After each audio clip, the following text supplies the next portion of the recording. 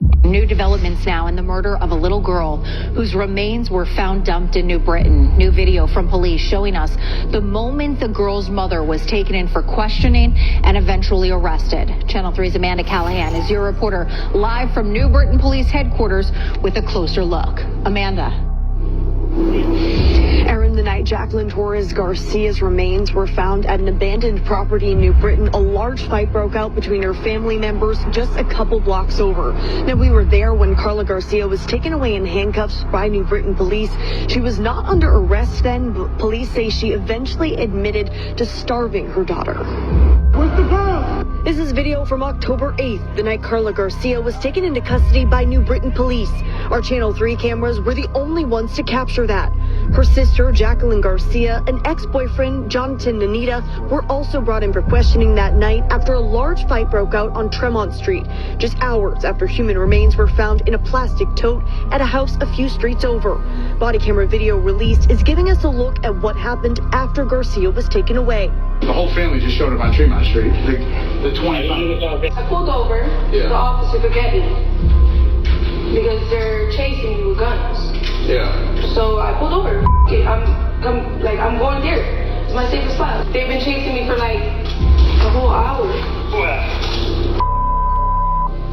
These dumbass kids, bro.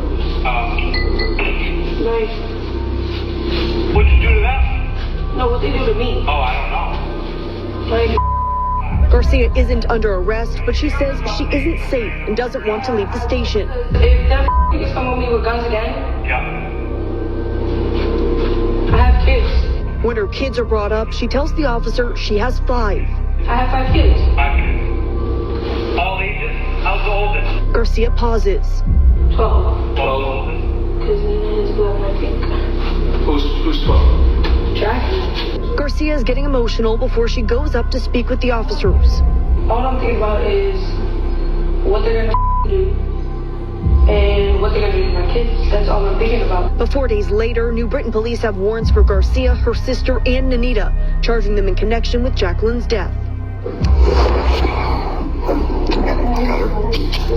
Jonathan, are you in here?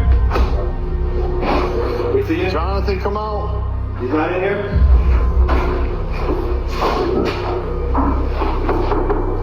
Is he in here? No, we haven't seen him. Turn around. Why? Put your hands behind your back. You're under arrest. For what? All 3 suspects are due to appear in court again this Friday. We also learned today that the medical exam... Death of an 11-year-old Jacqueline Torres Garcia, known as Mimi. The medical examiner's office announced her cause of death late today: child abuse with starvation. And now police are releasing body cam video of the moment officers took the suspects into custody. News 8's Bob Wilson breaks down the video, and we want to Here in court again this Friday. We also learned today that the medical examiner's office ruled Jacqueline's death a homicide by fatal child abuse with starvation. A reporter live in New Britain, Amanda Callahan, Channel 3. Attorney for Michelle Troconis has now filed the paperwork for an appeal to overturn her conviction. Remember last year, the one-time girlfriend of Fotis Dulos was convicted on charges related to the death of Jennifer Farber Dulos. News 8's Kent Pierce live for us outside the Stamford Courthouse this morning with the latest on this new court filing. Hi, Kent. Good morning. Good morning to you, Laura. And we knew this was coming. Michelle Troconis made no secret of the fact that she wanted to appeal her conviction that happened right here in this courthouse. Now we have the 1,000-page document outlining that appeal. Now, it outlines the legal argument for overturning Michelle Troconis' conviction on conspiracy to commit murder, along with her then-boyfriend Fotis Dulos, in the death of his ex-wife Jennifer Farber Dulos, tampering with evidence, conspiracy to tamper with evidence. The appeal contends prosecutors had no direct evidence connecting Troconis to Farber's death. And so, it says they tried to convict her by association and portraying her as a liar. This document goes on to state that prosecutors, quote, presented an immense amount of evidence focused almost entirely on Dulos' role in the disappearance, but it failed to prove that Troconis knew of Dulos' activities.